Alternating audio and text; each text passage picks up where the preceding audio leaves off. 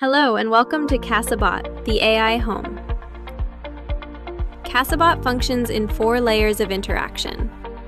The fully autonomous adaptive layer is what sets us apart. The second is the ability to interact with you in the natural flow of language.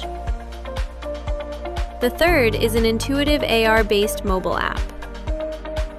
The last is a simple dashboard that you maybe would never need to access, but when you do, the experience is second to none. Let's have a look at BOTty on the dashboard now. On your dashboard, you'll find BOTty present in the lower right corner of your screen. BOTty here is capable of doing exactly what she does in your home: talk to you and respond without you having to give commands. Just type in whatever you want. For example, let's say the living room feels a bit warmer to you right now. Just type in, BOTty gets it, and takes the action that you intended for her to take.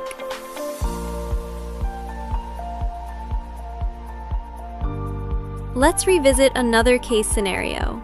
Let's say someone is heading out and you want to inform BOTty. BOTty recognizes what you want her to do and does exactly that. You can also talk to BOTty like you would talk to any other person. Just hear the microphone, and BOTty would do exactly what you wanted her to do.